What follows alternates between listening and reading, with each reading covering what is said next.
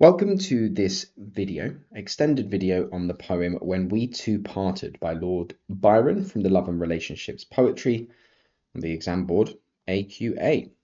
Let's go. So, when we two parted in silence and tears, half broken hearted to sever for years, pale grew thy cheek, and colder thy kiss. Truly that hour foretold sorrow to this. The dew of the morning sank chill on my brow. It felt like the warning of what I feel now. Thy vows are all broken, and light is thy fame. I hear thy name spoken and share in its shame. They named thee before me, a knell in my ear, a shudder come over me. Why wert thou so dear? They knew not I knew thee, who knew thee so well. Long shall I rue thee, too deeply to tell. In secret we met, in silence I grieve, that thy heart could forget, thy spirit deceive. If I should meet thee after long years, how should I greet thee with silence and tears?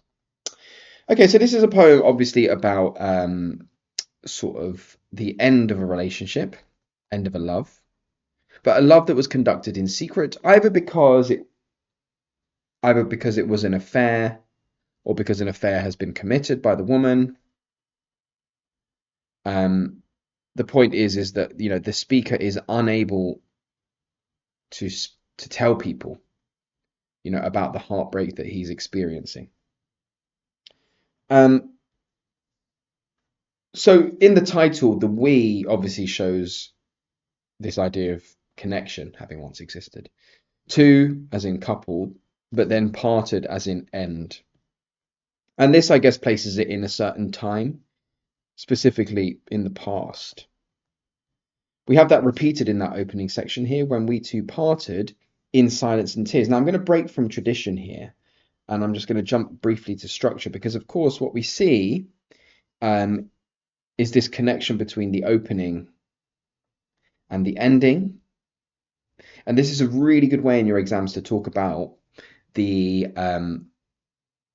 consistency, in this case, of suffering, how he suffers in silence and tears, both at the beginning and the end of this poem. Okay, it obviously creates a cyclical structure to imply that possibly this pain is never ending.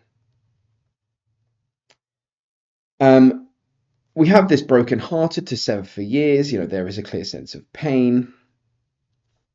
And then we have this sense of things being sort of cold, like temperature being low, no passion, no romance. Okay, and almost, I guess, symbolic really of death.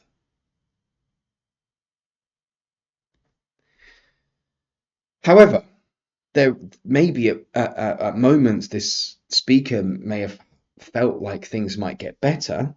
We have the morning, which is typically associated with hope. However, it very quickly sinks, to go down. Chill on my brow, we have once again no passion, no romance, that sense of sorrow and sadness. It felt like a warning of what I feel now. Thy vows are all broken. Vows, of course, meaning promise. Promises being broken, there's obviously been a disconnect between these two. And light is thy fame. I hear thy name spoken and share in its shame. Now, this is obviously a powerful emotion, shame, and one that leads to things being unspoken. They named thee before me a knell in my ear. The knell is the funeral bell. So again, you can see how this feels like the end of this relationship feels almost like a death. A shudder come over me, why wert thou so dear? He's asking questions, but no answers.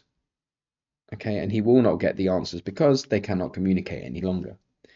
They know not I knew thee, who knew thee too well. Long shall I rue thee, too deeply to tell. So to rue something is a kind of almost to feel anger or regret.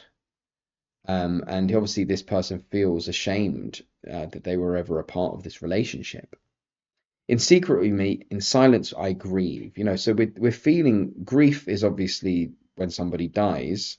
It's the emotion we feel. And that's how sometimes it feels when a relationship ends. We have, again, still these images of death being coupled up with the end of a relationship. That thy heart could forget, thy spirit deceive. If I should meet thee after long years, how shall I greet thee? And again, that question emerges, and as I've discussed, we have the repetition of the opening line in Silence and Tears. Just very quickly then, in terms of rhyme scheme, parted, tears, hearted, years, cold, kiss, foretold, this. We have essentially in alternating rhyme scheme. And I guess that reflects the one and other being separated. The rhymes are separated just like these two lovers. Thank you.